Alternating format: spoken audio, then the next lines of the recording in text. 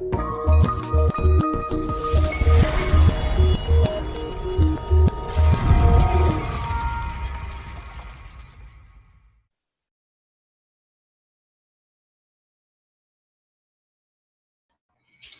everybody. Sorry for the late start.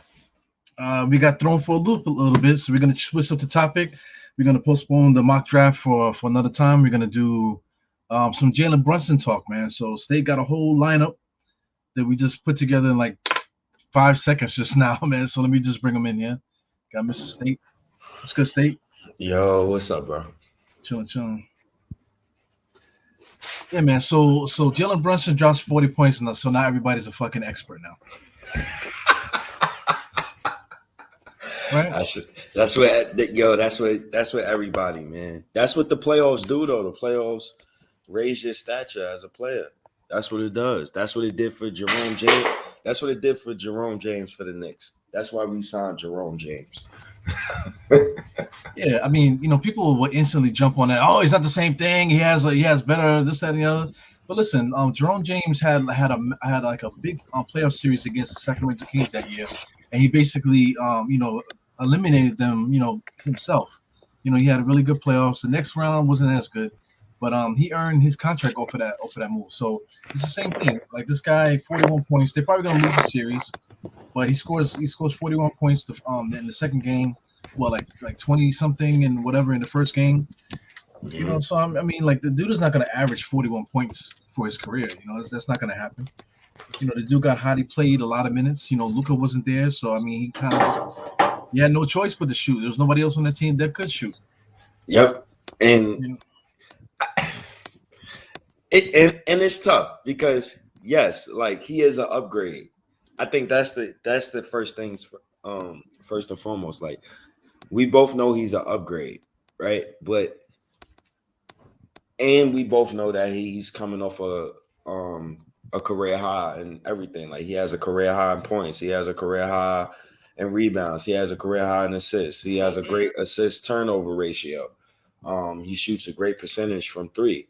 He's a smart basketball player. He doesn't make too many mistakes. He's gritty.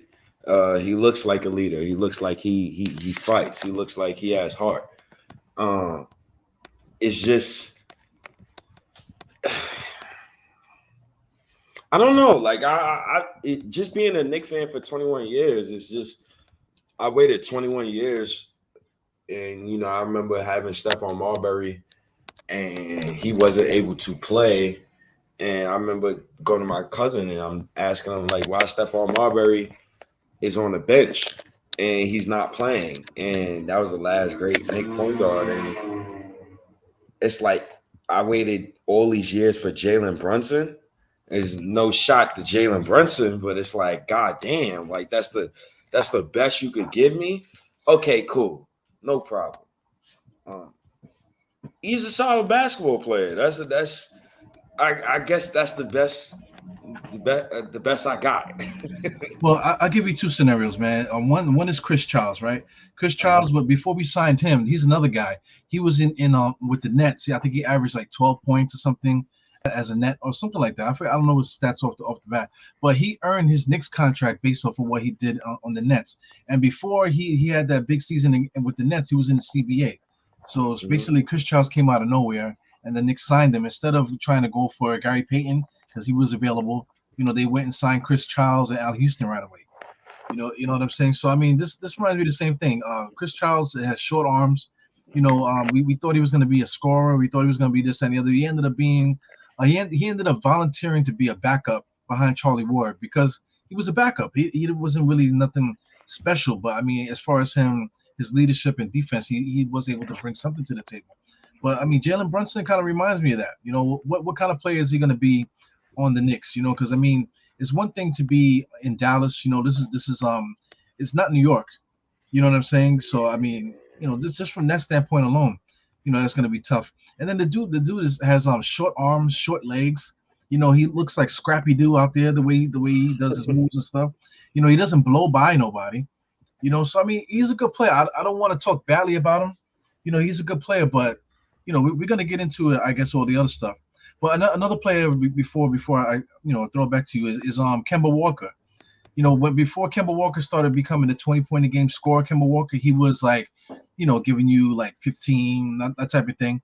You know what I'm saying? So I mean, it's kind of similar to Brunson. They both, just from that standpoint, he started 15 points a game, and then he started doing the 20 points. So I mean, he very well could come to the Knicks and do that and be a 20-point a game scorer. He could do that, but like I said, we got a whole pod to talk about that. So I mean, Oof, that's expectation, man. Like Brunson is solid though. He's solid. Mike Bibby solid. He's gonna come to play every night. yeah. Short arms, yeah. He does compete on defense though. I noticed that, and I noticed the leadership qualities that he got. Even though he's missing shots, he's still looking for his shot. Like his confidence never wavers. And I like that he's always attacking. I think that's the main thing. I like the fact that he's always got one foot in the paint. That's something that's needed for your point guard. But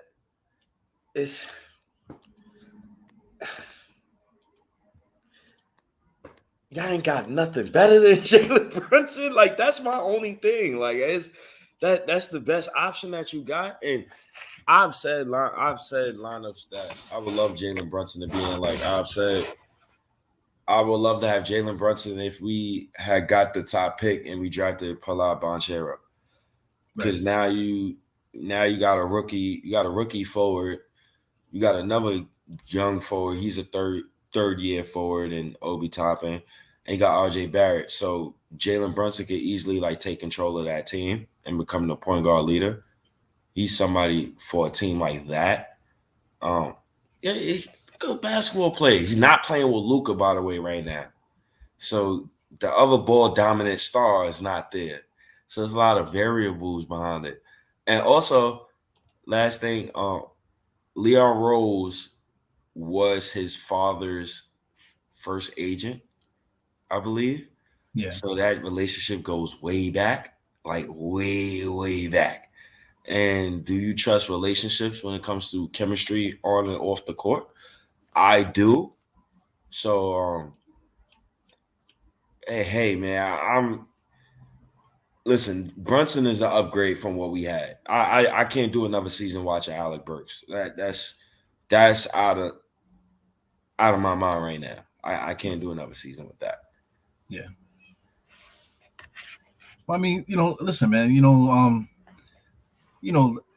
it's one thing getting him, but people act like he's just gonna just switch jerseys and that's it. That's all it comes down to. Well, he's available, he's a free agent, and we're just gonna get him.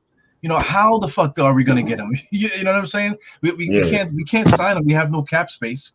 So people are on the impression that we can get this guy, with cap space or something like that. I think people just like to talk shit. Can I say something about cap space real quick? Yeah. I don't mean to cut you off. Cap space is a myth, bro. I want you to forget about cap space. I want you to throw that out your brain. The only reason why I cut you off when you said cap space is because I'm seeing other teams with no cap space making moves. Right. So I think right now in just today's NBA, I think it's just a players' league, and it's so much of a players' league to the point where if a player want to get to a certain place, he will get to that place. You see it this year with James Harden. Twice. Twice. So when a player wants to get to a place, he's going to get there. But I mean, they did pay a premium for Harden though. What are the Knicks going to give up for Jalen Brunson? What's the price for Jalen Brunson? That's the interesting question, and that goes into the first part about acquiring Jalen Brunson, because I said do you 5 things, and it's how do you acquire him? Do you sign and trade Mitchell Robinson? Do you sign and trade Julius Randle? It has to be one of those two, realistically. And also we have no cap space. So it's going to be a shout outs to Joseph Julian. I see you guys. I'm gonna start putting up your comments that way. It has to be a sign and trade. Um and Joseph, like I I like what you just said. Brunson hit his ceiling already. Y'all want to pay long term for a contract like that? Pass. I like what you just said, but let me play devil's advocate for you real quick, right? Did Kyle Lowry hit his ceiling when he got to the Raptors at the age where he was at? He didn't. He actually got better every season. So you can't sit here and say Brunson hit his ceiling already. He's still young. It's different from guards than it is from power forwards and centers. Yeah, that's just my personal opinion. I think like power forwards and centers, by the time they're like 25, 26, 27, 27, you know who they're going to be. As far as like guards and wings is concerned, I think they can always grow their game to another level, even at the age of 30. You've seen it with DeMar DeRozan this year. So. Well, I mean, any player could develop, stuff, along the line. Tom Thibodeau's favorite pet, Taj Gibson, all of a sudden got the best feet in the NBA. You know what I'm saying? But he's old as fuck now, so what's the point? But I mean, guys can get better no matter what position. Yeah. I mean, like a guy like Van Fleet, people didn't think that he was going to be that good, but then he ended up being really, really good for Toronto. So I mean, Brunson could hit that ceiling where he could possibly, become like a all-star or whatever. But that's a chance that you take. But once you pay the guy, now we have him, and like we're gonna get into all of this stuff, man. But I mean, how do we get him here though? What is the trade? How do we get him here? So for me, you know me, I'm all in on the Randall for Brunson swap. That's the first thing that comes to mind every time. Although somebody said to me today on Twitter, Mitchell Robinson for Brunson, but then that scares me because it's like I don't want Jalen Brunson to play corner hustler to Julius Randle. Like I don't want that at all. Right. So I'm trying to build a sensible starting five here. So, well, what's Jalen's salary? What he's gonna be making? So, is it similar to Mitch where he can get like what is it, 13 is his cap, and then he can get more than that? He the most he could get is like I believe like 25. I think Jalen Brunson can get 25. Yes, he could get. You see, D'Lo got damn near 30. Yeah, but I mean, was that D'Lo's first contract or second contract? I gotta think because maybe it was because of the accolades that D'Lo got. So I will have to look that up to be accurate about it. But Well, reports are saying 20 million, 4 year, 80 million. Right. I'm just going by reports. They're saying 4 year, 80 million. He probably won't get 4 years, 80 million, but that's probably like a starting point. Similar to Mitch then, because he's in his fourth year, so they're in the same boat. Mm-hmm. Mitch and Brunson. Yeah. I don't know, man, because I mean, let's say if that's whatever the max is, let's say it's 20, right? If he gets 20, that means we have to trade $20 million to Dallas. It's possible to do that, but who are we trading there? I mean, I don't know. We could send him Fournier, Fournier for Brunson. That kind of works. We don't have to give. They not doing that swap. Brunson, they're gonna want something of value back. That's the reason why I look at Julius Randle and Mitchell Robinson. They're gonna want something of value. But back. Julius Randle was just at the Dallas game, with World Wide West. So the chances are of him being traded is probably low now.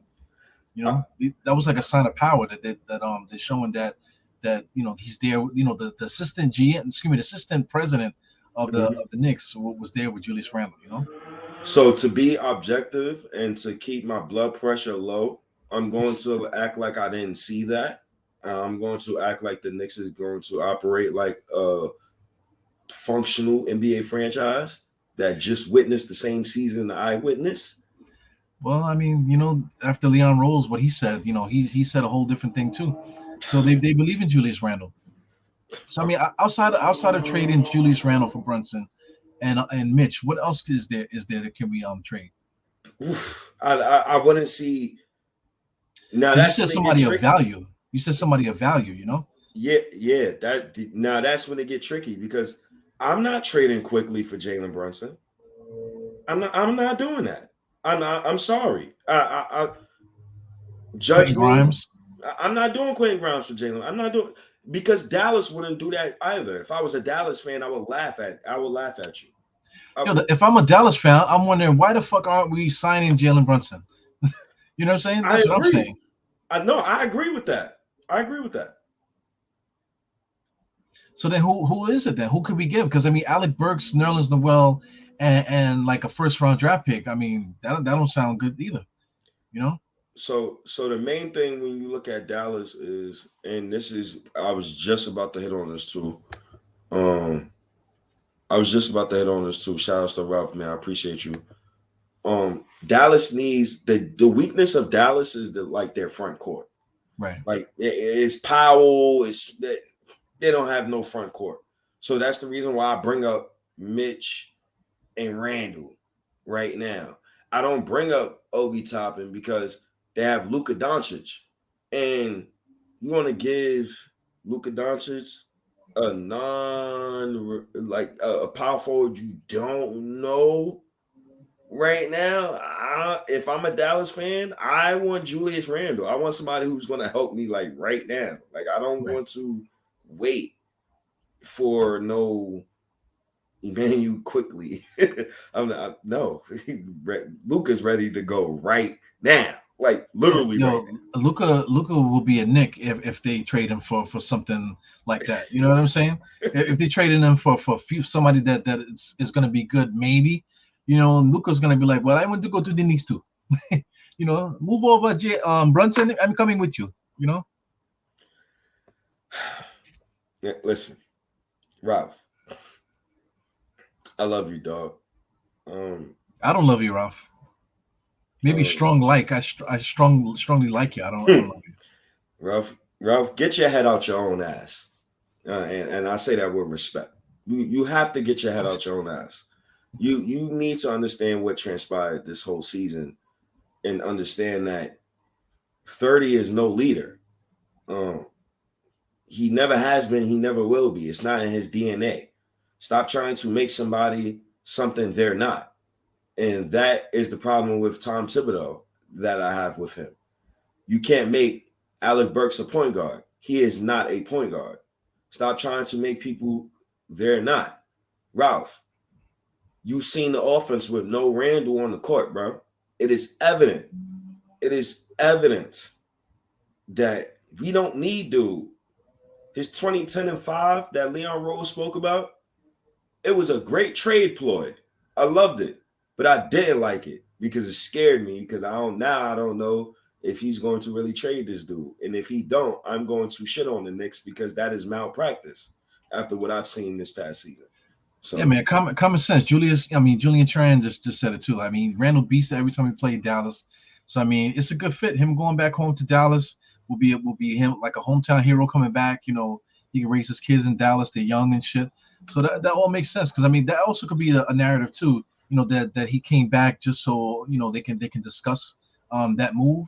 Let me see if I can get the picture. No, it's this one here. This is the one where Dennis Smith Jr. was there. So maybe Dennis Smith is trying to get back to Dallas too. These guys are. Well, I mean, Dennis Smith Jr. is actually from Fayetteville. Shout out to I am Jarrell. He brought it to my attention. He's from actually Fayetteville. Fayetteville, yeah. Not. Did you see the DSJ report talking about excuse me, my fault. Talking about who was the old Mavericks coach, and he's talking about like he never had no beef with Luka Doncic, and I believe Dennis Smith Jr. when he said this, he was like his beef was with the coach and how they was treating him, and the media painted this picture like him and Luka hated each other as teammates. So yeah. I can see Dennis Smith Jr. going back to Dallas to play under the kid. I could see it. Yeah. And I could see Julius Randle going to Dallas, playing under kid, playing next to Luka with Reggie Bullock. I can see that. And it's crazy because it's not a shitty deal. No, it's not. I mean, it's not. Yeah, I mean, common sense. Julius, like, I mean, they need a big man. Luka, they need an extra, somebody extra that they could pass to Luka, to Julius Randle. They already got Spencer Dinwiddie. They got Reggie Bullock. They can still make it. Maybe they could squeeze another player off the Knicks or something and make it a bigger trade or something like that. I don't know. They got Bertans over there. They have decent people. I mean, but if you add Julius Randle to that mix, it makes their team a lot better. It makes the team a lot better. And they really can't, Dallas really can't get better anyway because they don't have no cap space either. Them getting Spencer Dinwiddie, they're lucky to get him because they kind of like stole him from Washington. And that goes into the, just the team building part. Like, I think both teams come out of this trade as a win-win. I think both teams. And that was the first thing, like, we talking about getting Jalen Brunson, right? And how does the trade start? Like, do you trade Randall? Do you trade Mitch? Because they obviously need front court help. They're not going to want a guard. They have Luka, so that was the first thing. The second thing is, okay, what did the lottery look like? Did we get a top 3 pick? Did we pick Jaden Ivey? Is Derrick Rose still in the picture? If you pick Jaden Ivey and you still go get Brunson, like now, how do you figure that out? Log jams. Has Quickly done enough to give him the keys? Do you start Quickly and Jalen Brunson in the backcourt? For me, that's a fuck no. So. Right. But even too, man, without moving all the way up to the 4th pick, if we just stay at the 11th pick, who do we pick there too? You know what I'm saying? That even that player at 11 still factors into all of this too. Yeah.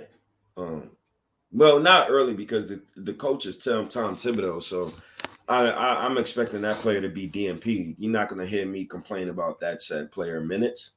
Yeah. He's going to get DMP'd, so you're not going to hear me talk too much about him. But I want one of those G League Ignite kids. I want one of those guys. Okay, so Dyson Daniels, that's the kid I like. I like Dyson Daniels. Any one of them, Dyson, Jaden Hardy, the other kid. I want Shaden Sharp. I'll take any one of those guys. Even if we get Jalen Brunson, I take any one of those guys. But that's why the NBA needs to follow the NFL and put the fucking free agency first before the draft. Yeah. Yeah, the NBA prioritizes the draft though, because that's where all the next star comes in. So they market it. They marketed here's the new star for the next generation. That type of thing. The Knicks use that as like a heavy marketing thing. The NFL is not really the same because I mean, you really don't really see who's really good until like maybe like a couple of years, or this is a lineman. The linemen are the ones that usually, come out the gate, shooting. They're the ones that really start out coming out the gate. But like all the other position players, it usually takes a little while for them to get busy. Yeah. So it's a lot of things tough. So for me, I would to getting back to the point of Jalen Brunson, and I'm looking at the screen. So if I'm the Knicks, how do I want to build my team? So I'm looking at Mavericks. I want Jalen Brunson. And the other player I'm dead smack looking at? Yeah, you got the icon right on. Yeah, nope. Bertans? Nope. No, hell no, no. Yep. Give me Doris Finney-Smith. I like his game for some reason. Like I really like his game, bro. Yeah, Dallas likes him too, though. He played like 40-something minutes on the first 2 games, basically. Shit, I play him 42 minutes too. You see the man he play hard on defense. Yeah. And he don't try to do too much. He plays within himself. He's a good player, man. He's like a Swiss Army. Like if you're gonna win, you need a player like Dorian Finney-Smith. You want to try to win. A goon. You're talking about goons and that type of thing. He's definitely the guy that you need on there. But I mean, I don't know, man. Because I mean, listen, Julius Randle makes 26. He'll make a little bit more next year, with his new contract and stuff. So I mean, Jalen Brunson, if he makes 20, we're still gonna have to fill in space for Julius Randle. So I mean, Finney makes 12 million.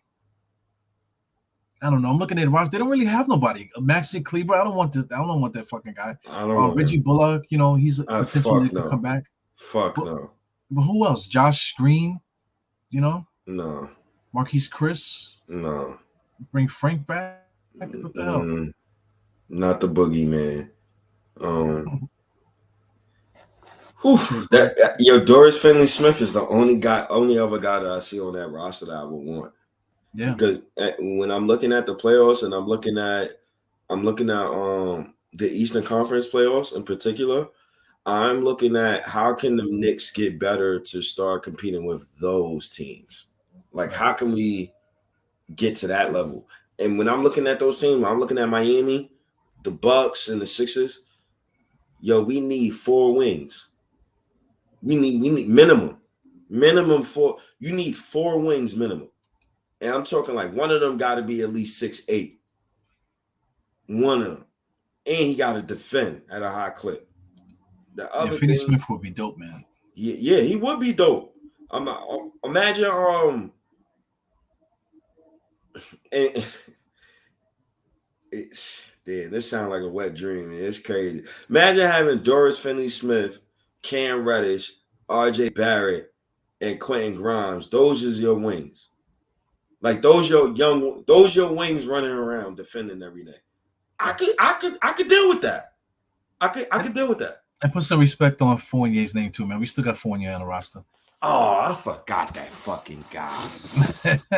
But he's still decent. He's a corner 3. He like leads the league in corner 3s and shit like that.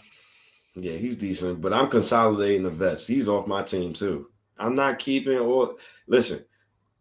I know Tim's gonna want to keep one of those vets. Right. I'm keeping Derrick Rose. The rest of those guys could get traded. They could get traded. There's no Tibbs can't come back next season and try to realistically explain to me as a Knicks fan why he's playing Alec Burks or Evan Fournier any type of minutes more than Quentin Grimes and Cam Reddish. He can't come back to me next season and realistically try to explain to me that because you lost a whole season with those dudes. Respectfully. Right. Respect. You lost the whole last season. He lost with vets. Right. So. Well, I mean, Jalen Brunson is like 6 feet tall, man. So, I mean, that's like an anti-Tibbs point guard right there. So, if Brunson's going to be here, he's really going to have to like show up defensively in order for Tom Thibodeau to trust him to close games and that type of thing. You think he got to show up defensively? There's somebody who's about to get 150 plus million that needs to show up defensively every night before I even get to Jalen Brunson's defense. Exactly. RJ motherfucking Barrett. We talk about Jalen Brunson. Before I even get to Jalen's defense, I'm looking at RJ, I'm looking at Tibbs schemes, and I'm looking at Leon Rose. Looking at those 3 guys because, well, RJ to a lesser extent than Tibbs and Leon Rose. Because I know RJ is going to come compete every night. That's a fact. But Tibbs, you can't have Evan Fournier guard Paul George, bro. Like you can't explain shit to me like that next season while you have Cam Reddish on your roster. Like stuff like that is dumb. Like you got Quentin Grimes on your roster. Like throw those young wings out there. I'm watching a lot of teams in the playoffs. They got those young boys out there playing, and them young boys is playing hard and they playing defense. I'm watching the Celtics play no point guard, bro. No point guard, bro. None. Yeah. We begging for one. That's the thing too. People are begging for a point guard. We was laughing on Twitter for what offense? What offense are we running? We need a point guard, this, that, and the other. That would get everything. To do what?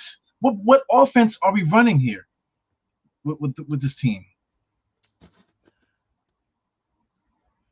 You know what I'm saying? So I mean, I'm, it's I'm like if we had a clear offense that we were running, then we could say, yeah, oh, we need to get a point guard to run Tom Thibodeau's offense. But we don't run no fucking offense through a point guard. We run an offense through Julius Randle.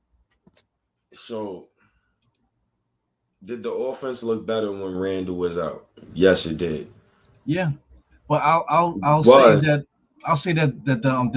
the kids is the one that was doing all that stuff. It wasn't all of a sudden Tom Thibodeau became an offensive genius and started letting no, these guys go. no. I think all right. So to play devil's advocate, when you have a read and react system like what we run, because we run a read and react system. Right. So if you have players who, like in particular, like young players, if their natural instinct isn't to cut, it's going to look ugly sometimes. So noticeably, like I only seen, and this is just this season after like watching all 82 games, watching most of the games twice and 3 times. Noticeably, Obi Toppin and Cam Reddish was probably like the 2 main guys I've seen cut into the basket when they're off ball this season. I've rarely seen it from the other guys. I know Quentin Grimes doesn't really cut because I want him spotting up shooting. But it's like Tibbs runs that type of offense, a read and react offense, semi-triangle, add some triangle concepts. That's why Julius Randle's always at the pinch post. But at the same time, you have to have players that can run it. And maybe like our young players who got another year under their belt, I can't excuse the vets. The vets is trash, right? Because we're not talking about our young guys behind Hall of Famers. We're not talking about our young guys behind, dudes that's really nice. Talking about young guys behind Burks and those guys. Right. So maybe if they got another season under their belt, and Tibbs, he did a horrible first job last season. First season, I'm dismissing it. Almighty fourth seed. So let's see if the third season, him and the kids could finally get that mojo going. Yeah, I mean, I like the way we were playing. Obi Toppin, releasing. I feel like Obi Toppin released every single time the ball was rebounded. He was just gone up the court and quickly was finding it. He was pushing the ball and stuff like that. These are things that we didn't do all year, and all of a sudden we started doing that at the end because of the personnel that was there. We weren't running because that's what annoys the fuck out of me, man. Because we was doing it so seamlessly at the end. How come we didn't do that throughout the whole year? And then to this day, like you got guys like I'm not even gonna say their fucking names, but you got the 2 guys in particular that I'm thinking about. They're talking about how Tom Thibodeau, he needs more time and he had a down year and next year he's gonna come back. I mean, shit is crazy, man. The fuck out of here, man. Tibbs is too good of a coach to coach that poorly of a job what he did last season, man. Get the fuck out of it. No excuses, man. No excuses. Yeah, no excuses, none. No excuses. I mean, he did that bad, so he deserves to get fired. It's not like, oh yeah, let's give him another try. Like, what the fuck is that, man? I don't understand that. I never heard of that before. I'm gonna give you an example. Fizdale, when he was shit in the bed, right? I was literally defending that man his second year while he was shit in the bed.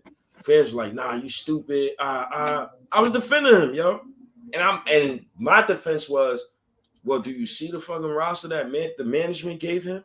Like, we all knew he was tanking. We all knew that. But y'all didn't give him enough talent to work with anyway. So even if he wanted to win, it was tough. So you couldn't give him a whole second season. He started off 4-18. We all know this. It was a horrible start, right? But management is the ones that gave him that bum-ass roster. And then on top of the fact that it's just like we should have kept him that whole season. And then if you wanted to fire him at the end of that season, all right, cool, no problem. But don't fucking lie to me, Leon Rose, and tell me that Tibbs did a good job this past season. He did not. He did not do a good job. He went 3-17 during a stretch that he had no business going 3-17. Yeah, I got a bunch of coaches here, man. Starting from Red Holtzman's right at the top of the screen, right? You got Hubie Brown, you got Bob Hill, Rick Pitino, Stu Jackson, John McCullough, whatever his name is, Pat Riley, Don Nelson, Van Gundy. People can read Don Nelson, Herb Williams. You got Lenny Wilkins is there, Larry Brown, Isaiah Thomas. There's a lot of big time Hall of Fame names in this list here. But at the time, for each and every one of these tenures here, Hubie Brown, by the end of his tenure, people was crying for him to get the fuck out of here. Bob Hill went on to have a decent coaching career once he left the Knicks. Rick Pitino is Rick Pitino. They was crying for him to get the fuck out.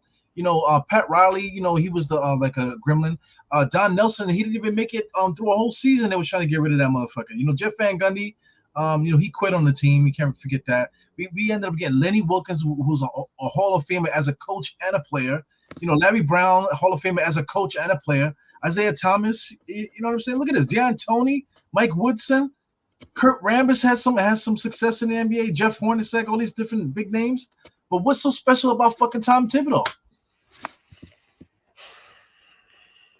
Why does Tom Thibodeau get all this like, oh nah, Tom Thibodeau, give him another try? Instead of you guys, you always want to fire the coach. What about all the other guys that we had here?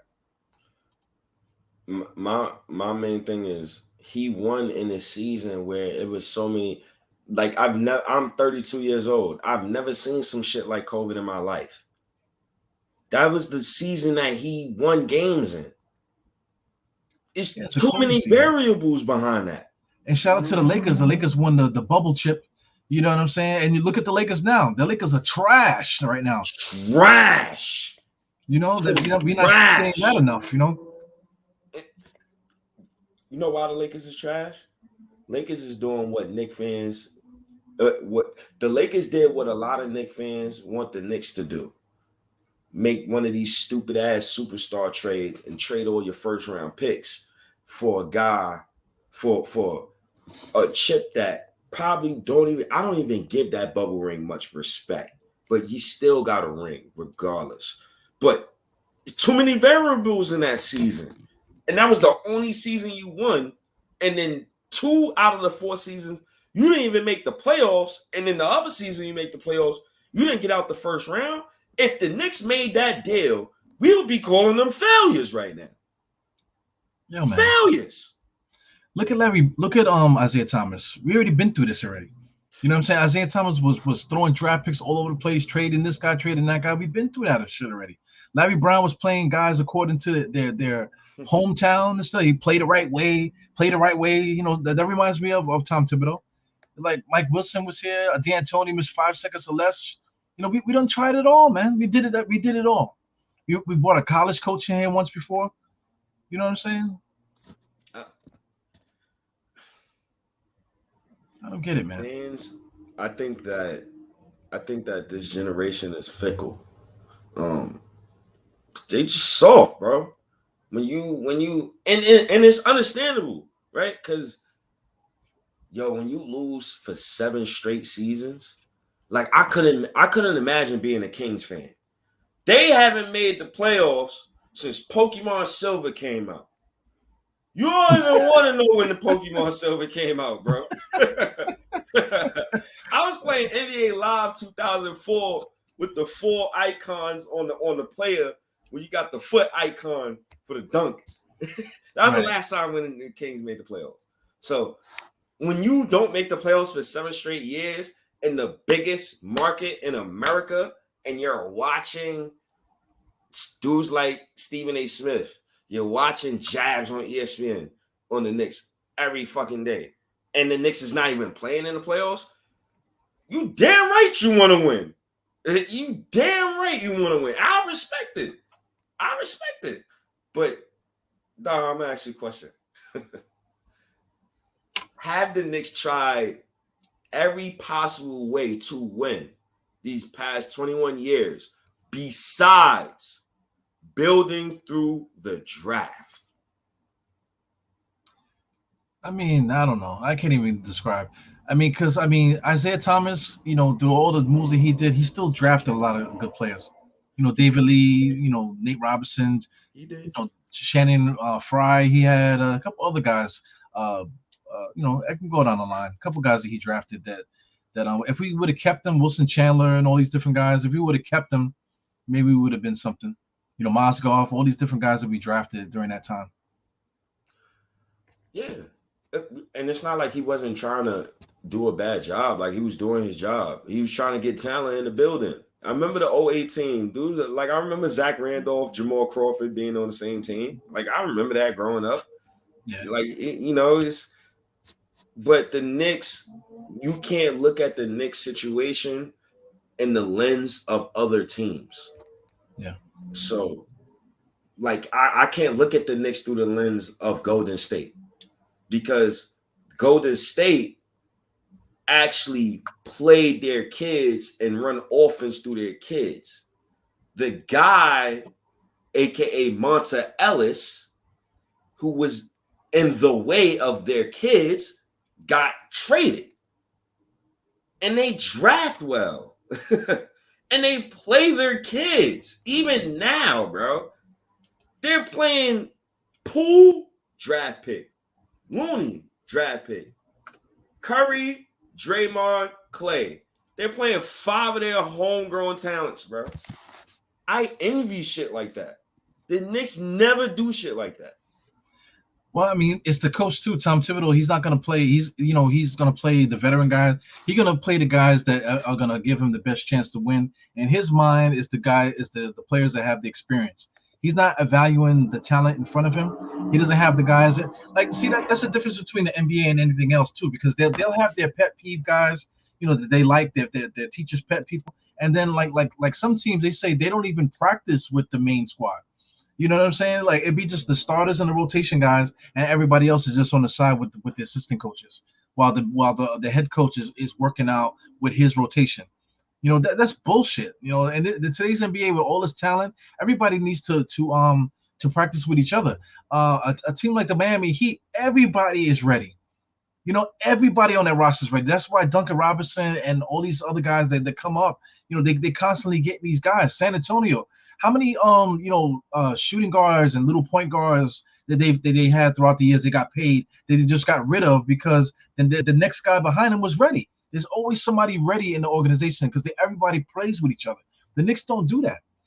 So that's Tom Thibodeau's thing. Because I mean, if you would have had Deuce and all these guys playing with the main guys, then they all would have been ready when he called on them.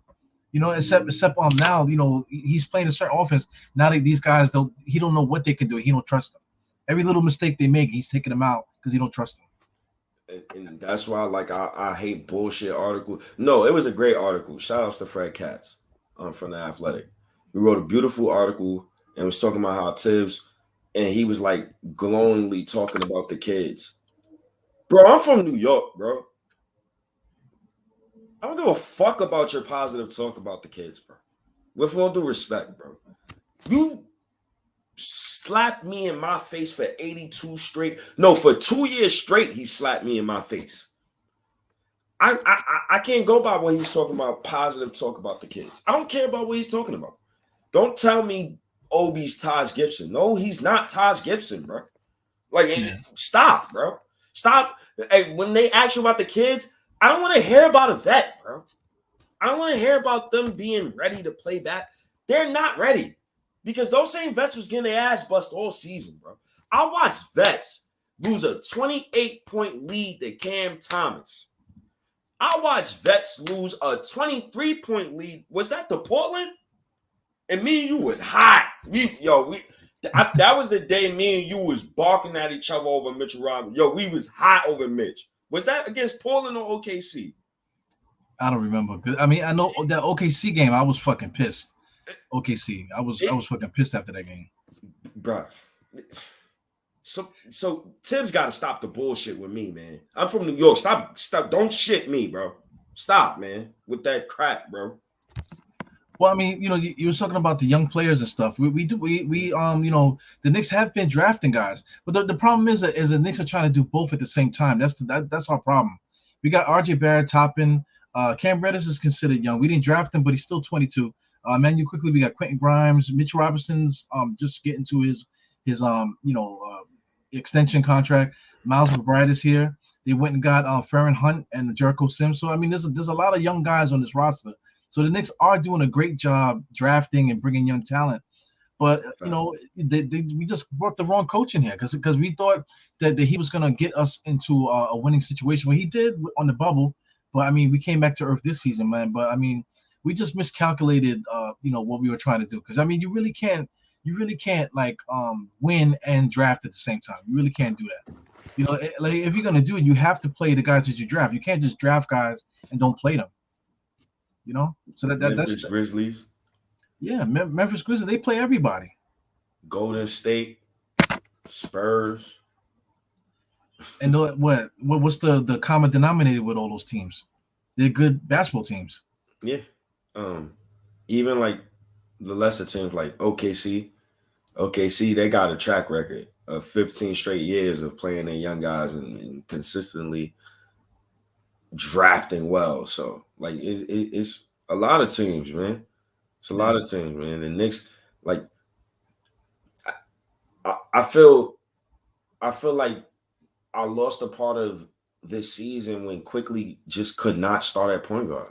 I can't even sit here and say, yo, Quickly is the next Damian Lillard. Like, I want to be a good Homer Knick fan. I can't even say something like that because Tibbs robbed me of that this season. Yeah, and, fans are brainwashed too because they said because a couple guys were saying, oh yeah, but we need to let Quickly season for 2 more seasons. Like, God damn it! What?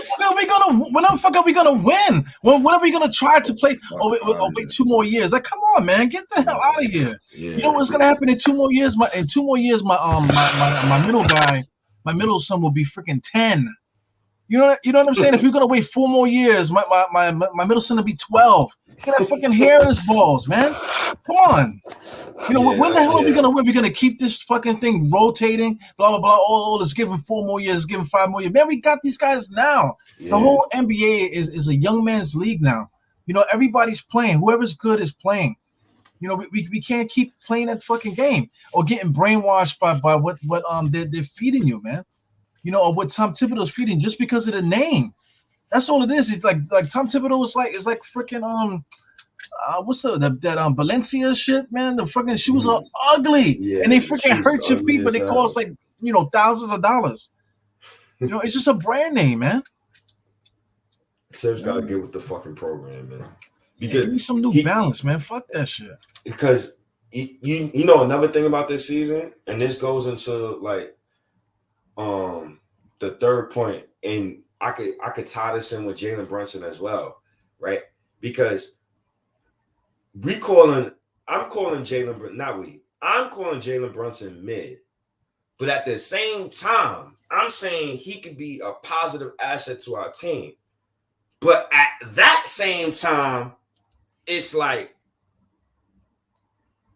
is RJ Barrett good enough yet to where I could trust them next to a point guard like Jalen Brunson, to where those two guys, I could depend on those guys to help me win games night in and night out on a max deal and on a $20 million deal? Whew. I almost said the N-word just now, man. I mean, that's why I got this up, the Knicks salary cap, because if you eliminate Julius Randle there, by extending RJ becomes a top player. Then Brunson is right behind him. Fournier's there still. We're going to pay Mitch. Mitch will be right there too. Now all of a sudden these guys are going to be making the big money. So now, like you were saying, once you pay everybody, expectations are high now. Yeah. Now it's no more playing games now. You guys are making the money now. It's not like, oh, wait till RJ. He's only 21. He's going to grow this and the other. No. You know what I'm saying? Getting arguments with people and making people invite you to their hot dog stand and all this, over RJ Barrett. But once he gets the money now, it's not, we're not gonna wait 5 more years. No, he get paid now. Motherfucker, yeah. When are we gonna win? Yeah. Yeah. I got enough belief in RJ Barrett that I think I already stated like he's gonna be a Knick Hall of Famer. So that already tells people, without me even saying it, my expectations for him is extremely high. Now, once he gets paid, you're gonna hear a different vibe from me when it comes with me and RJ Barrett. Because I got at Randall this year because he was the highest paid player and he was bitching to the refs every time. And I don't need you to do that. When you the highest paid player, I need you to play basketball. I don't need give me 20 points a night. That's the bare minimum. But besides the 20 points a night, I don't want to be a box score hoe. Besides the 20 points a night, I want to see winning. I need to see you affect winning. You can give me 15 points, 8 rebounds, 6 assists. Did you help me win the fucking game? Are you helping me win games? That's what I care about. I never cared about Randall numbers this season. That's why I was extra disappointed with him. It's winning. That winning. That's the thing. Like, and I also told you real quick, in RJ Barrett's first 2 seasons, I wanted to tank. I wanted to tank because I wanted to get the best available talent around before we have to pay him. Now we gotta pay him. Yo, it's time to go. It's time to go. I definitely want playoffs next season, but I want them kids. I want the kids to be the reason why we get there, and I believe they can get us there. Well, our kids are our best players right now. That's a given. There's no way around it now. They already proved it. They already proved the last few games in the way that they played. Cam Reddish already proved what he could do. If Cam Reddish didn't get hurt, could you imagine? You know what I'm saying? Could you imagine if he didn't get hurt? Because everybody else went down. If Cam Reddish was available to play at the end there, that would have been incredible. You know what I'm saying? So I have a belief. I think all of us do. All Knicks fans have a belief in the guys that we have on the roster. So I mean, like it's the time is not to play Alec Burke at point guard. The time is not to hope that Derrick Rose comes back at 33, going on 34 to save the Knicks. Nerlens Noel and all these guys, and Taj Gibson getting minutes. Those days need to be done with. Kemba Walker coming back next year. Hopefully he's gone.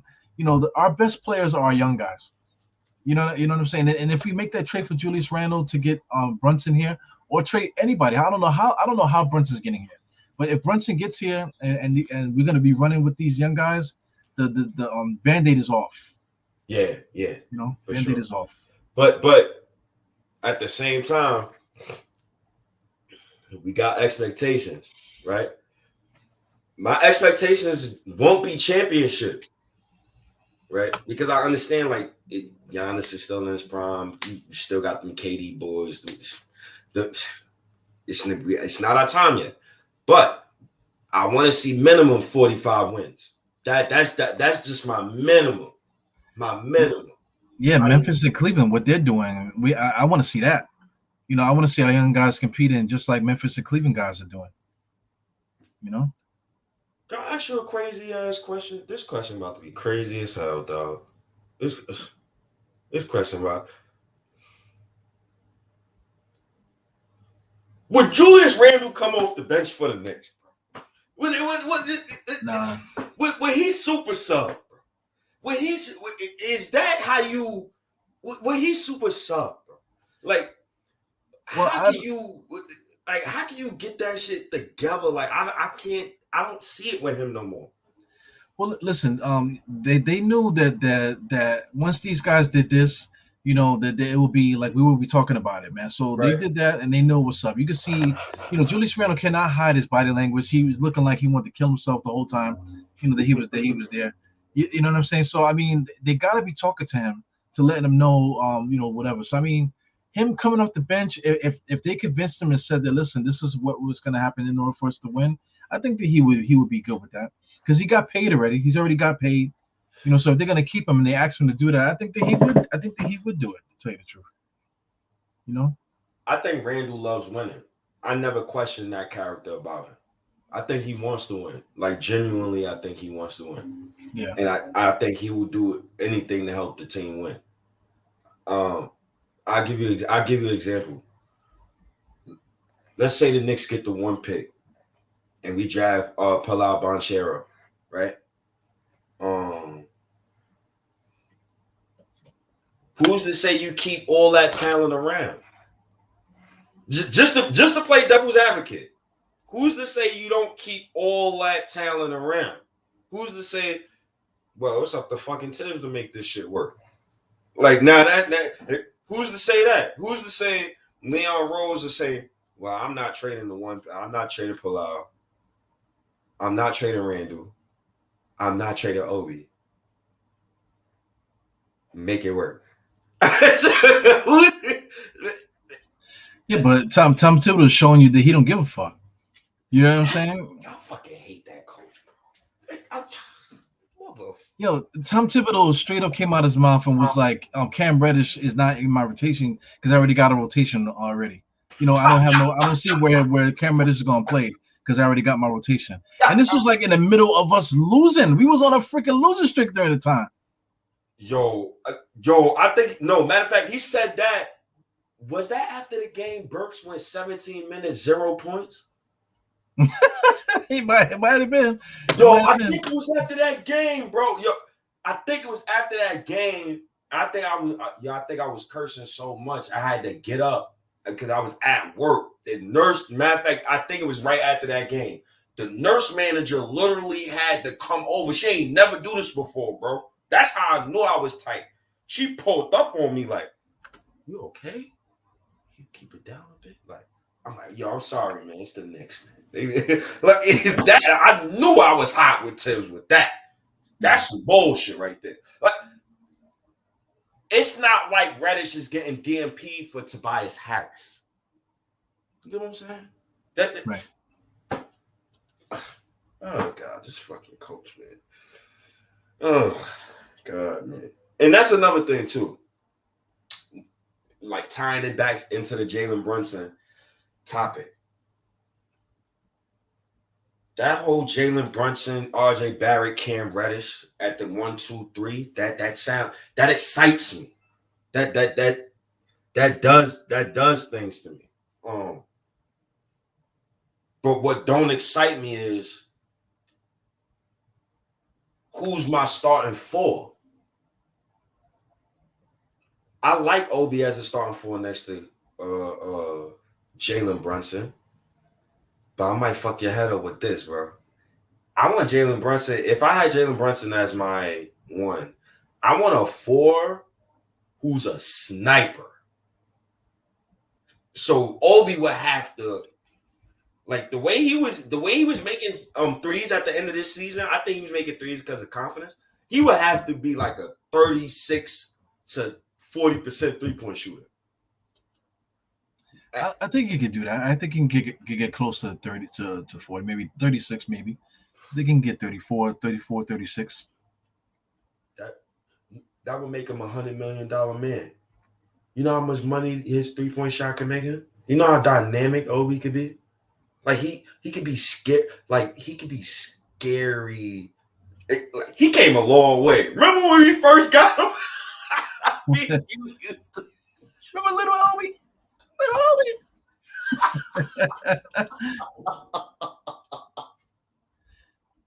Wow, look at that shit. Ooh. I'm looking at Obi stats now. Let me see if I can share it. All right. He was putting up some monster stats towards the end of the year. Now I understand it's like towards the end of the year, but we still was playing teams that were trying to win. 20 like this is what the last 4 games or so. 27. Yeah, he was averaging 6 rebounds only. But like you said, 46% from 3 he was shooting. He put up 8 threes a game. Holy shit. 17 shots. This is what got me fucked up. You got a dynamic 4 in Obi. And you got another dynamic 4 in Randall. And you don't even try to play them both 32 minutes a night. What type of dumb nonsense is you on? Like, if I had the Knicks roster, I'd be getting freaky with my lineups. I'd be putting Obi at the 5 and Reddish at the 4. Well, I mean, just the obvious is just Obi and Julius Randle. Obi at the 4, releasing like he was doing at the end, releasing and getting open, and having Julius Randle, trailing. But that's why you put Obi at the 5 because you want him to release, and you want Randle to defensive rebound. But at the same time, I think since Obi's more athletic, But you would have to coach Obi up to be like, yo, you have to protect the rim. Like, you have to protect the rim. Him and Randall. Randall got you just got to play strong. Well, I mean, if they can't protect the rim, they can't, man. But I mean, you could defend, differently. You don't have to. It doesn't always have to be with blocking shots and stuff. That's a fact. That's a fact. Create a wall. Imagine Palau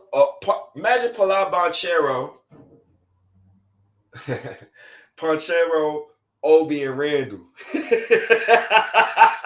It's possible.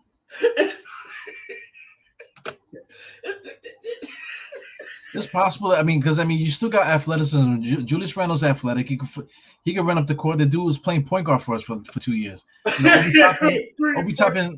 Three. Yeah. Obi Toppin is like beating guards down the court, and then Banchero, is what he is, a young guy coming into the league. So I mean, you can get away with it sometimes, playing like that. Damn, man. But that's when it's tough. It's tough. It's tough. Yeah. I can't, because I'm thinking about like having Jalen Brunson. Like, how can you explain to Knicks fan base that you're paying Randall $26 million, Brunson $20 million, RJ Barrett a max, and you just was the 12th seed? Like, I don't. There's no logic behind that. That's just on my end. There will be no excuses. After you paid everybody, it's like, okay, now we winning. We winning this year, or what? Or are we still waiting for RJ to eventually get there? We're still waiting for Mitch to eventually get there. Nah, everybody's paid now, man. Yeah, they paid. Everybody's paid. It's time to go. That's always been my biggest gripe, man, about this stuff, man. It's like, once we pay all these guys, that's why I'm always against pay this guy, pay that guy, pay this guy. Because I mean, once we paid him, it's like, okay, now these guys are paid. Now we have to go. I know we can make trades and stuff like that, but if these guys don't match the contract, then how are we making trades? I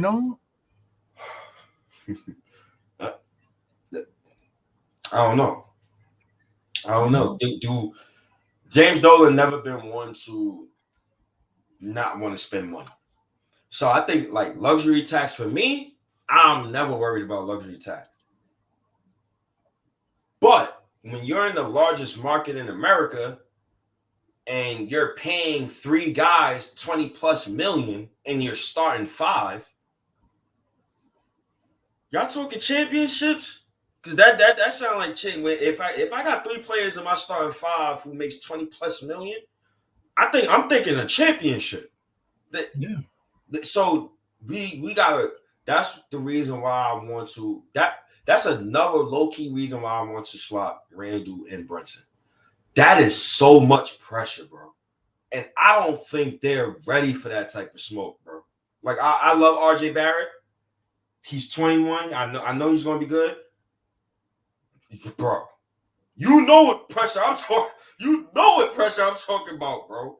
We seen what Melo went through firsthand. Jason Kidd, his best point guard, 38 years old. I mean, pressure. Look what Julius Randle. Look what we did to Julius Randle. Look what we did to Elfrid Payton. Oh, you know what I'm saying? You want to talk about pressure? So I mean, listen. It's go time, man. It will be go time at that point. I want to win. I want to win, man. I want to play winning basketball. When are we gonna freaking do it? When are we gonna do the right? I can't wait. I can't wait anymore. Yeah, I'm not with this crew. Yeah, I'm not with that. Dude told me, let's tank next season for Victor Woodham. I'm not listening to no tank talk. That tank talk, I had the almighty 4th seed. It was a reason why I wanted to tank these past prior 2 seasons. This season was the season I wanted to get in the playoffs. Last summer, I wasn't talking to you about going to lottery. We wasn't talking about no lottery. Hell no, because we had expectations. Yeah. So next season, I'm talking playing a better. That's what I'm playing a better. I don't need a second round Eastern Conference Finals trip. Just get in the playoffs. Baby steps. Well, I mean, you were saying almighty 4th seed and stuff like that. So I mean, I guess we flipped seasons. Last year we should have tanked. We didn't. This year we didn't make the playoffs where we should have. So I mean, it's like the seasons are flipped. We went and traded for Cam Reddish, so that kind of like, we added another young player. Yep. So I mean, what, this is like a prelude to like the next pod. Like if we can get the guys together to do the mock draft and stuff, just like around this area. Let's say if the Knicks pick around their area here, around 11, 12, whatever the fuck we're gonna be at. Let's say, is any of these players here that you would want, that you would say, okay, I'm taking this guy, and whatever. All right, so let me like this before I say what I'm about to say. Because damn, yo, you've been putting me on the spot, but I gotta answer truthfully. If the Knicks if we stay at 11, bro, I'm gonna keep it a rack with you. I'm signing, trading Mitch, and I'm drafting Jalen Durant. Or I'm drafting. So here's my criteria for this year's draft. Go get me one of those G League Ignite kids like Dyson Daniels, or get me Jalen Durant, because I watched Jalen Durant a couple games myself playing for Memphis this past season. So that's the guy I watched. So that's the guy like I would like for the Knicks to draft. But like I would sign and trade Mitch in another deal. So like this is why I said the lottery for the Knicks this year is really important, because now that's when you can say, all right, let's sign and trade Mitch to Dallas. Let's try to bring on Jalen Brunson. Now you draft Jalen Durant. He's on a 4-year scale rookie deal, right? So now you don't have to worry about paying the center position premium. Now you can focus on other positions. Right. But then again, when you see Dyson Daniels and you see he grew to 6'8", and you see this year playoffs, and you see teams like Miami throwing out like 5 wings, like they literally got like 5 wings, bro. Yeah. You see things like that, it's like, it's tough. It's tough. Well, let me throw this at you too, man. Last year we picked at a certain number, but the Knicks drafted, and we went back. We drafted back last year. So I mean, the Knicks could possibly do that too, man. Because I mean, they might be thinking about drafting stash like they did with Roku, or whatever the guy's name is. Roku Jokovitis. Yeah. His name is. No, I don't believe this is the draft that you could you trade back. I think you pick your guy. I think and I trust Walt Perrin. I trust his draft history between 10 and 20.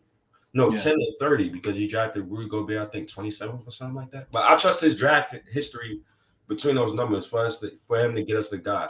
And if I'm thinking like our scouting department, he's going to pick, and I'm looking at this list. He's going to pick either Benedict McThurin, Johnny Davis, or he's going to pick Dyson Daniels.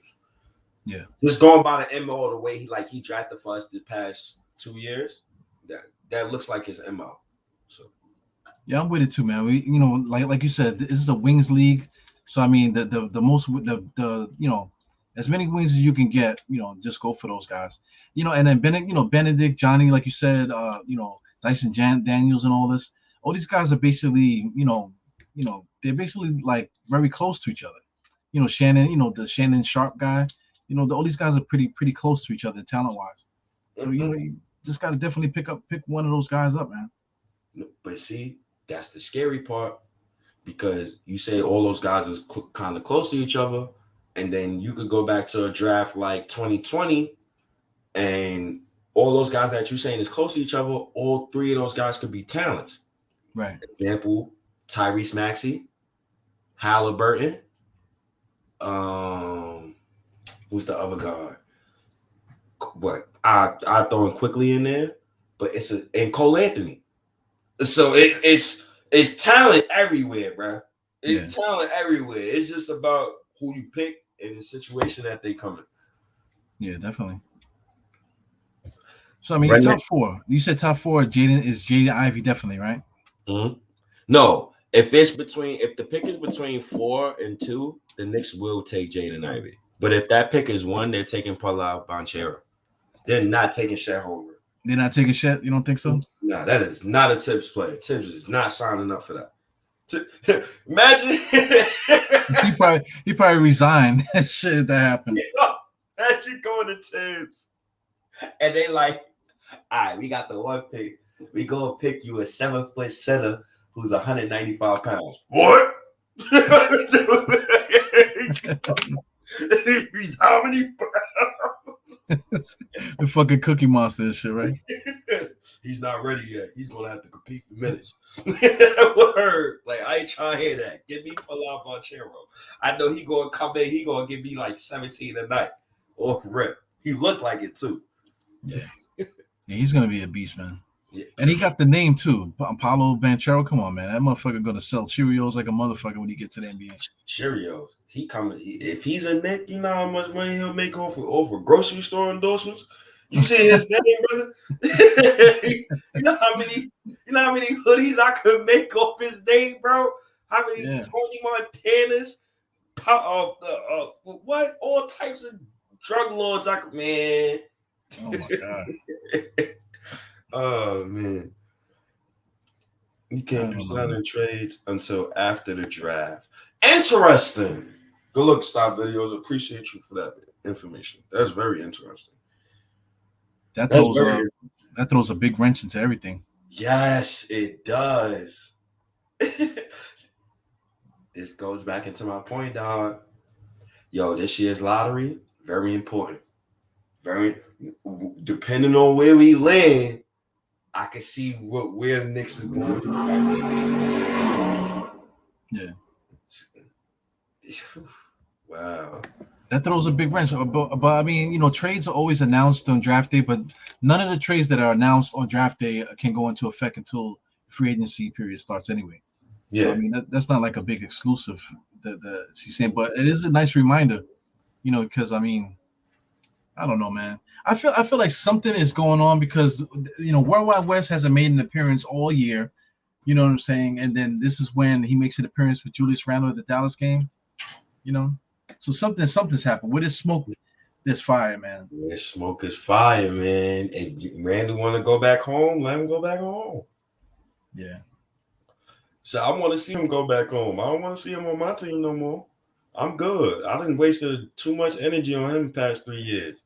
Yeah, too much fighting over that guy, man. Yeah, man. It's too much. It's too much trying to like I get tired of trying to explain to people that yes, he's a goddamn good basketball player. The problem is he don't fit the timeline. When I had to go and give a Kang appearance, I had to continuously tell them he does not fit the timeline. His absolute point was broken last summer. You were supposed to trade him last summer. You don't pick up, 2 summers ago now.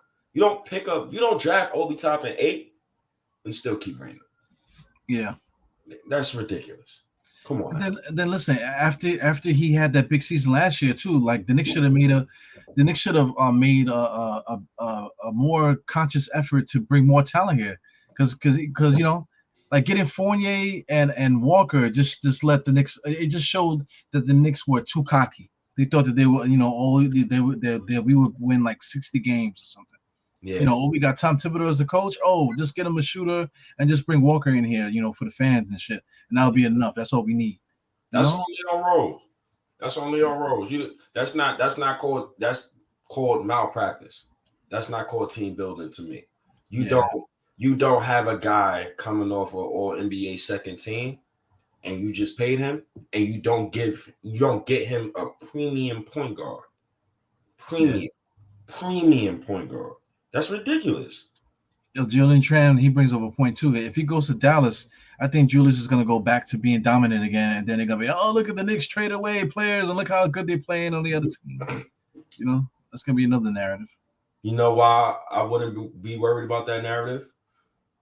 Because Obi Toppin is going to be on his own little all-star hunt next season. So I ain't worried about that.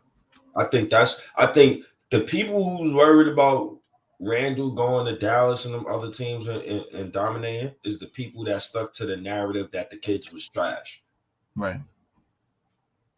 So and even if that's wrong, what I just said, maybe you're not that type of person. But I'm not thinking about that. I think Obi could produce. I'm not worried about no replacement or anybody for that guy. Even for Mitchell Robinson, like if he want to walk, if he don't want to be a Knick no more, it's cool. It's all gravy. Just do a sign and trade.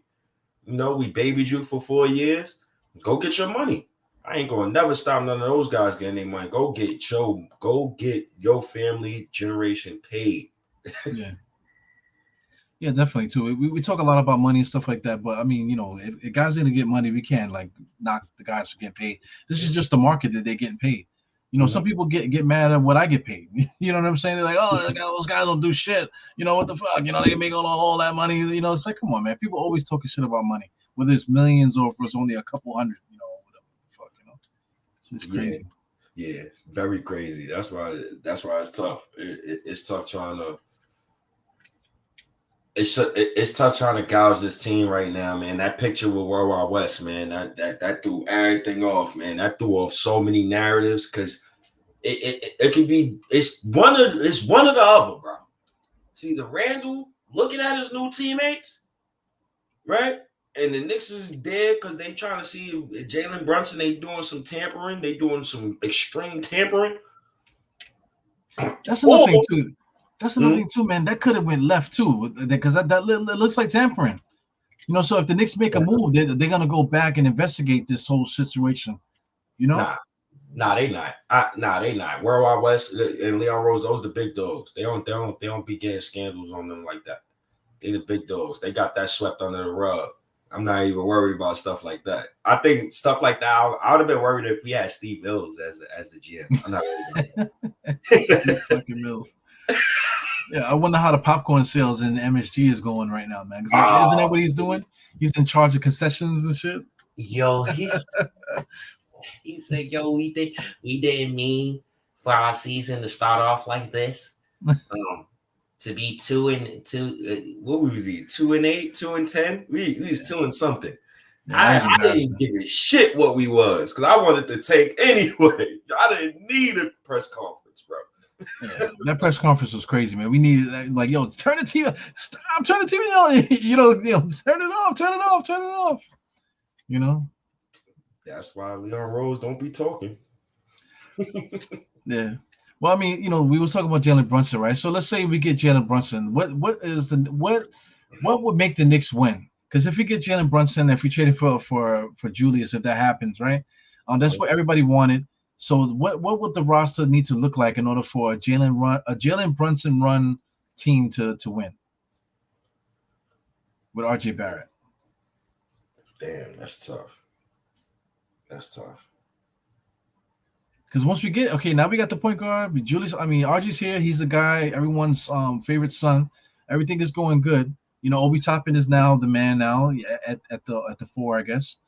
So how do we win now? What would we need to get once we get Jalen Brunson here? You gotta keep it now in that scenario. You're gonna have to keep Evan Fournier. You're gonna have to keep like 2-3 of those vets because you're not gonna be able to not for 82 games. Them young boys ain't gonna be able to like get off those whole 82 games. So you're gonna have to add some vets to that mix. Yo, man. First of all, I'm keeping Rose. I'm keeping Rose. I'm keeping Derrick Rose. Quickly is gone. But see, that's where it gets messed up because it's like Quickly was doing so well off the bench towards the end of the season at the backup point guard spot. Where does Derrick Rose fit in this? So you know how much pressure this is going to be on Jalen Brunson, bro? Yo, not for nothing, Jalen Brunson is 25 years old. He's the leader. He's the guy. Like, he's the guy. Yo, he'll be 26 in August. August 31st, he'll be 26. I gotta read up on him, man. Leadership skills and it's crazy because he played 4 years in college. He's a national champion. winner, right? So we know he's gonna win some game, and he held it down for Luka and still got the Mavericks to the 4th seed in the Western Conference. Yeah, Yo, that dude Ryan on our team, he's a teammate of Jalen Brunson. So I wonder if they did him a solid by signing him, because we always wonder why the fuck did we sign Ryan if he's not gonna play. But he played for Villanova too. He won a championship with Jalen Brunson. oh, I don't think anybody made that connection. I don't think I noticed anybody make that connection. yo, the Knicks think they so slick, bro. Yeah, they won a championship together, Ryan and Jalen. So Ryan ain't leaving. Yeah, they did a solid for his boy, right? Oh man, I can't believe I'm about to just talk myself into Jalen Brunson, man. Just hope for the best, man. That it's one of those, because if we get Jalen Brunson, we're gonna pay RJ Barrett, and then it's gonna be one of those like I'm leaving it up to God. I got like Jesus take the wheel at that point, right? Jesus take the wheel. Like that's when I leave it up to God. Like that's when I leave it up. Now this is where my belief in the kids come into play. Will they get better in order to get to that point? I believe they can. With Jalen Brunson, Kyle Lowry, part 2. I don't know, bro. Like, it's tough, bro. It's tough, man. I'm trying to tell you, man. Like once he gets here, how are we winning? Everybody's gonna be like, huh? Like, we're gonna be playing ball. We're gonna be playing good basketball. I think you don't think 4th year RJ can't be an all-star? You don't think third year Obi, Julius Randle, you don't think he's gonna be good money? You don't think a paid Mitchell Robinson is gonna be good money? You don't think a healthy Cam Reddish is gonna be good money? Evan Fournier, he probably gonna be coming back. Quickly just had a triple-double off the bench. You don't think he coming back next season feeling salty about watching playoffs? It's like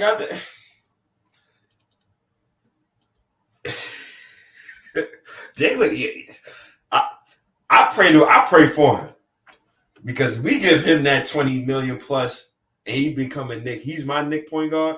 I'm gonna defend him to the death, but he has to be an all-star and he has to lead my team to a top 5 seed.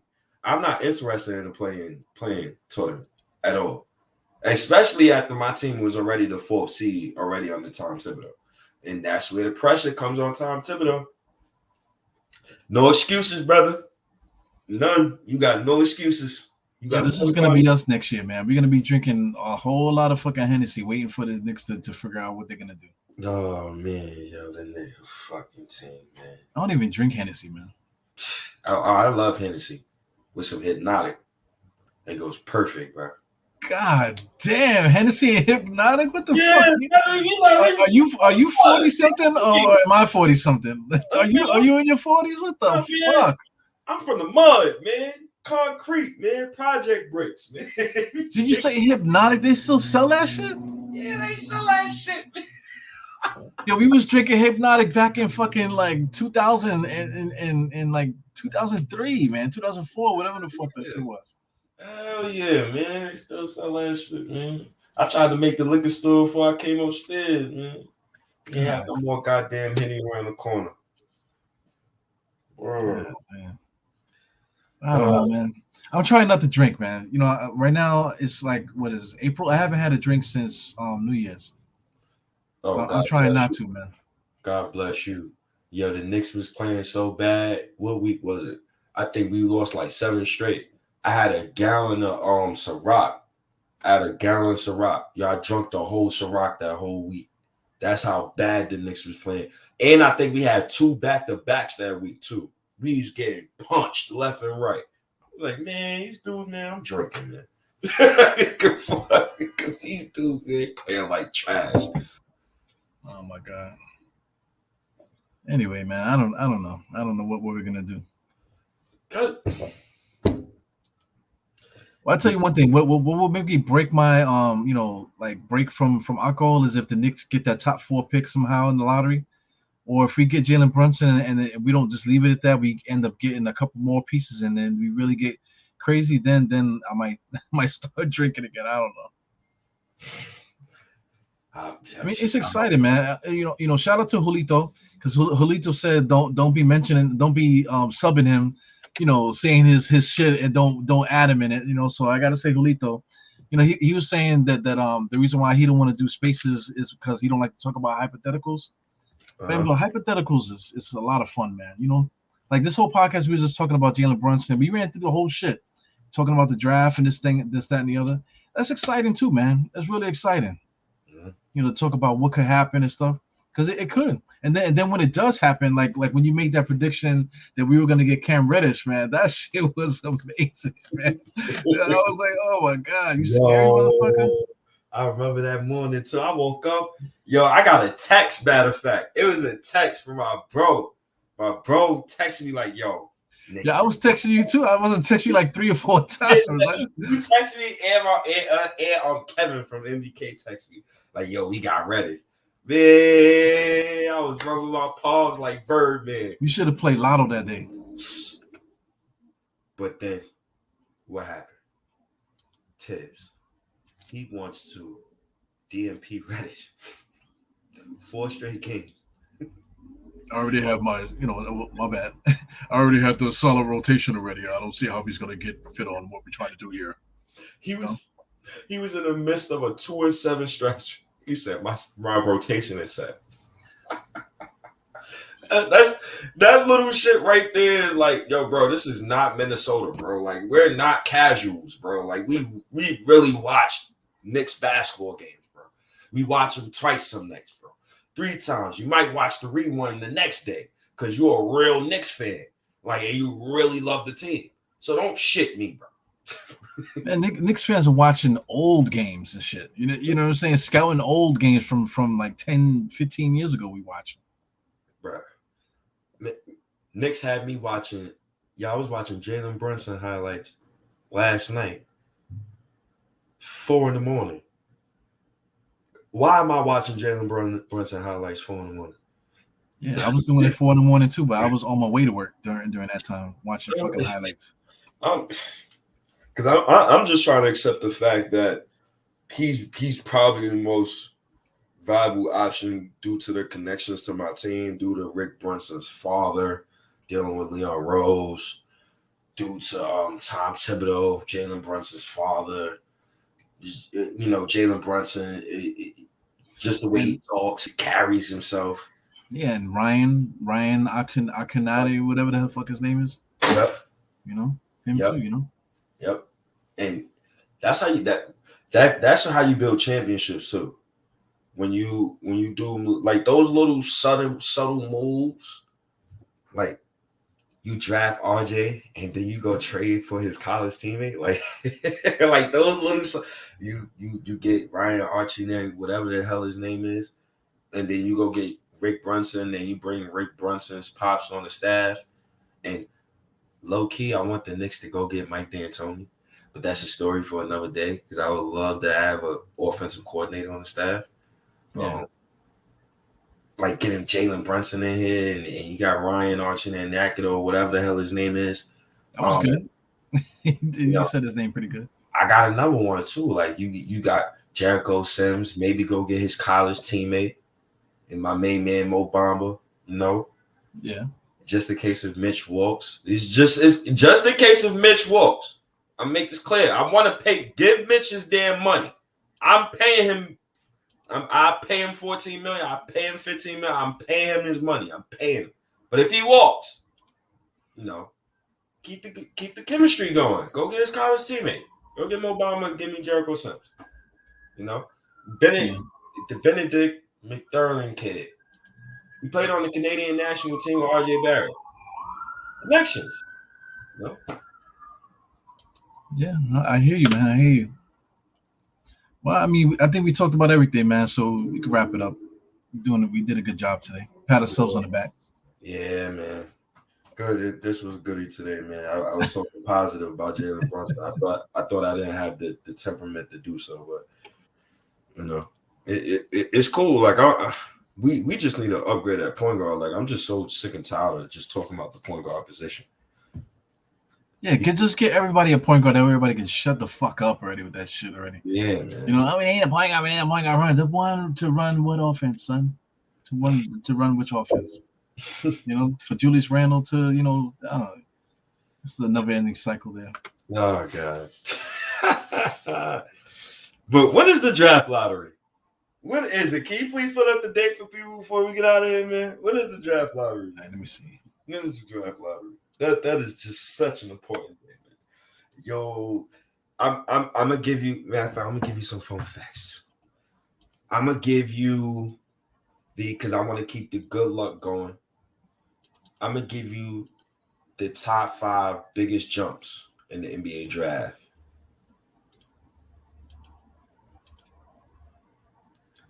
Biggest jumps in lottery history. Right. And shout outs to Adam Silver, Deputy Commissioner Mark Tatum. I appreciate both of you guys. Oh, that is 11 days after Doctor Strange Multiverse of Madness, which will be an epic movie. Adam Silver, Deputy Commissioner Mark Tatum, love both of you guys. We need a top pick. 2017, Sacramento Kings, the number 8 pick to the number 3 pick. 3.9 chance. 1990, the Seattle Supersonics go from number 10 to number 2 with a 3.6 chance. Guess who they draft? Gary Payton. Gary Payton, wow. Wow. You jump from 10 to 2. You draft you a Hall of Famer. Wow. That's cool. 2001, Los Angeles Clippers, the number 8 overall pick to the number 2 overall pick. 3.4 chance. They draft Tyson Chandler.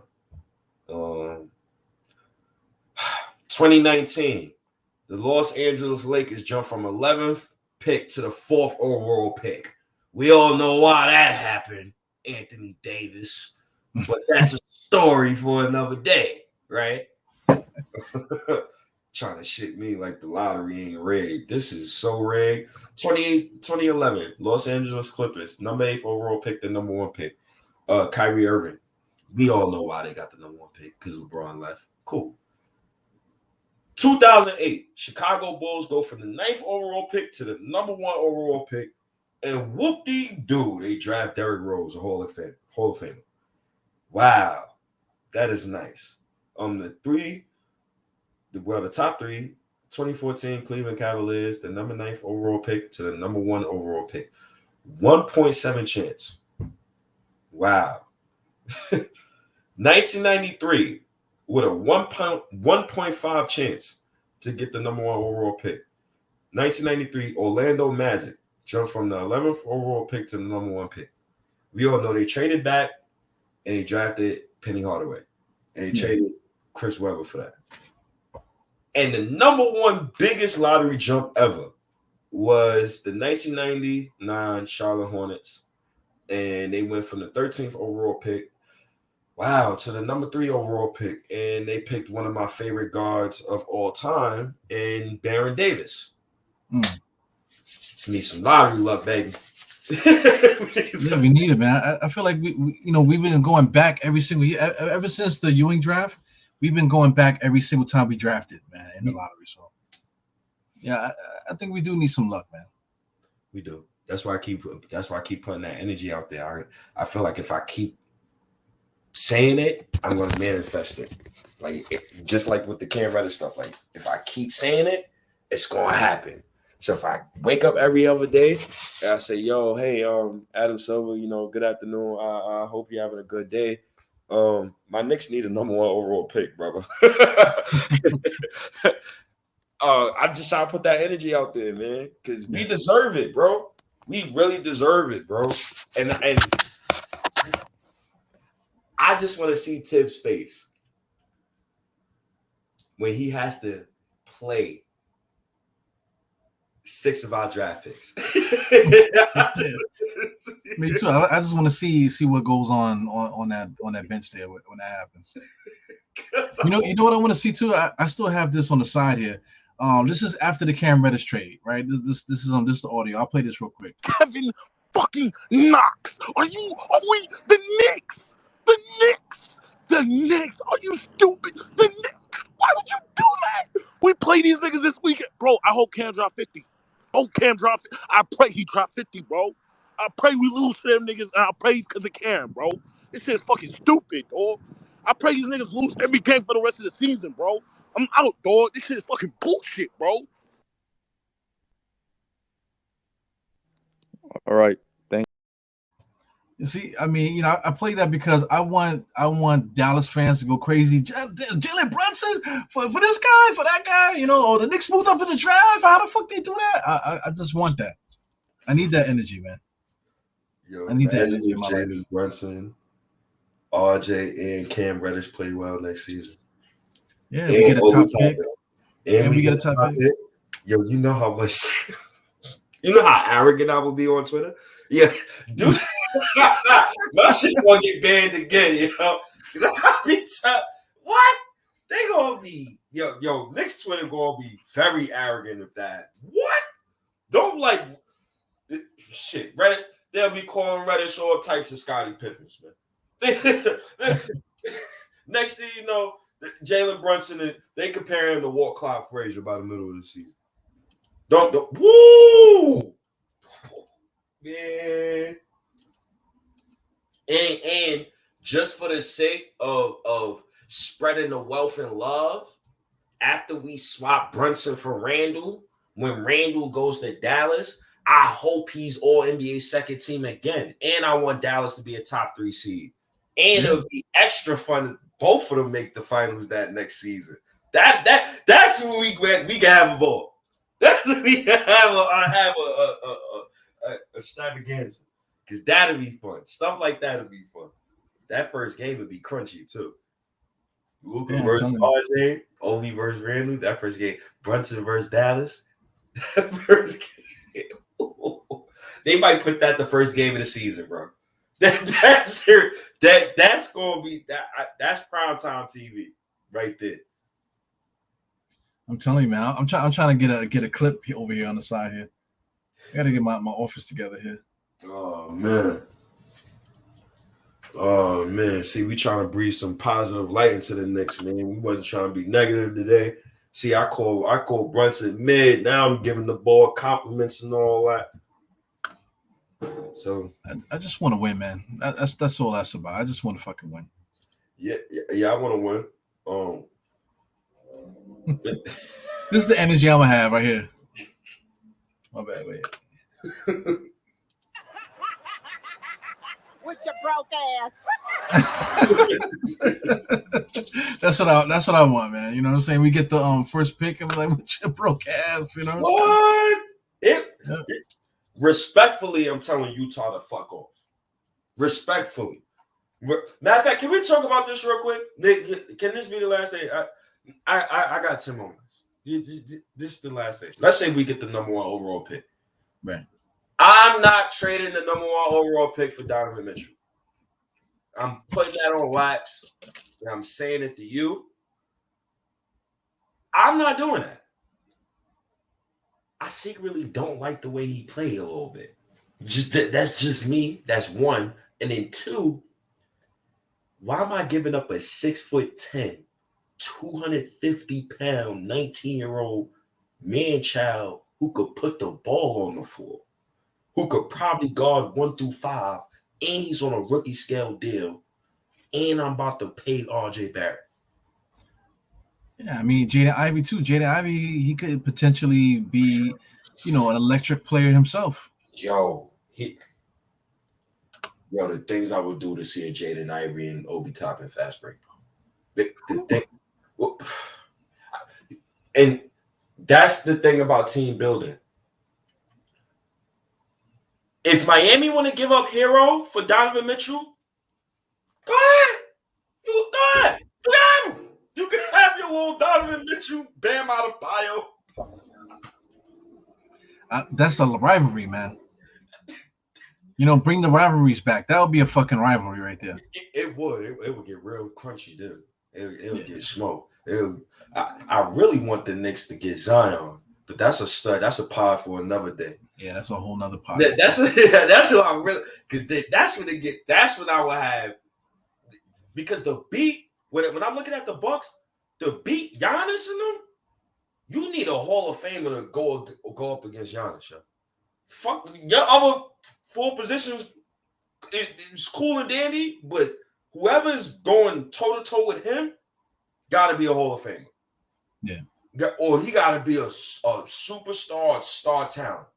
I know Zion will get that boy. He'll get that boy problems. I seen Zion go up against Giannis. He moved that man. That's Yo, Zion's a big motherfucker, man. He's strong. Yo. Yeah, but he still look fat, man. I just don't get how he can move the way that he does, and still be so big, man. Generational. That's what you call generational talent. When He's a fucking freak. He's a freak of nature. He's a 280-pound, 6'7", small ball center who got the handle of a guard. And he shoots over 61% from the field. That is different. And he still said Duke was RJ's team though. And he's humble. And he's a humble cat. He's humble. It's not about being humble. It's about following the leader. It's about following that big dog. That's it. I'm telling you what, watch, RJ. Get my. Jordan Poole plays with Curry, Clay, Draymond. He plays with around all these all-stars. Scotty Barnes played with Pascal and Fred VanVleet and all that. They got my boy RJ with Evan Fournier and Alec Burks. What the fuck we doing here? What we doing? I thank God he averaged 26 and 3 next to those bums. Let's put it in context now. Yeah. I'm so glad, Die Hard, you're not how I'm gonna label it. You're not an efficiency policeman. I'm flexible. I'm flexible with my opinions, man. Sometimes I could be real harsh about certain things, but I could change my opinion. I don't give a fuck. You know what I'm saying? Some people they gotta have the perfect thing because they thought it out and this, that, and the other. I could change my opinion all I want. And I could tell you that Greg Kike was the greatest center that ever lived. And who the fuck cares? What's it to you? You know what I'm saying? Greg Kike was the greatest center that ever lived. You know what I'm saying? What's it to you? Who cares? Who cares about all that shit? You know what I'm saying? So I mean, I'm just very flexible with the way that I call the game and stuff like that, man. Everybody's right, everybody's wrong. Ain't nobody getting paid for it. So what the hell? Yeah. Ooh, that lottery, man. I've been thinking about that lottery, man. That shit, it go through my mind twice per day. Well, I mean, we got to do this. I think we need to do this mock draft, man. I wanted to get guard up Knicks and Aiden in here with us, man. But we can see if we can get some guys in here just to do a mock draft before the lottery, and then after the lottery, we'll do another one, and then we'll do like maybe just like a draft primer type of thing. Yeah, just leading up to the draft. Yep. The draft, I think we're going to a AC. Simmons doing the AC thing, so I think I might go to AC with them. All right. Yeah, we'll see what happens. We'll see what happens. For narrative's sake, though, in this mock draft, the Knicks got the 4th pick because I gotta manifest that. I gotta continue to manifest it, and it's going to happen. It's going to happen. But yeah, Almighty 4th seed, man. Yeah. Oh my! Yeah, and shout out to my guys, man. I sent out a Star J hoodie, and I sent out a Company Man hoodie to my other guy. I appreciate those guys too. He's texting today, actually. But I appreciate the guys who show support, man. I appreciate you guys, man. But yo, Jalen Brunson, man. Jalen Brunson, Palau Banchero. That's a nice offseason. Wild trading Randall. That sounds like a wet dream to me. Yeah.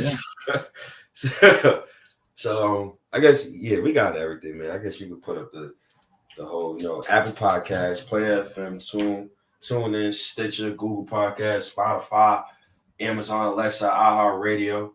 Y'all know where to find us, man. Die Hard, State of Mind. Yeah, man. Yeah, I'm tired now, man. I don't know if we can see that. I'm fucking on fumes now, definitely. effing exhausted, man. I'm out of here, bro. I appreciate you guys, man. Everybody in the chat, I appreciate you guys, man. Julian, Keith, Heartbreak Nova, Joseph, Ralph, Gerald, God damn, Pizza Hut. Bricks Nation. Yeah. Yeah. Man, Zion. Listen, Zion want to be a Knick, you go get him, man. That's not even a debate. We got the capital to make something happen. We have a lot of draft picks and stuff. Yeah. So if we really wanted some things to happen, it definitely could go down. That's a fact. So yeah. Oh yeah, I'm tired. I have my own. Yeah, I'm out of here, Steve, because I gotta be up at 3. So. Oh, have a blessed night, brother. Yo, appreciate you guys, man, for tuning in, man. Yeah, peace, y'all.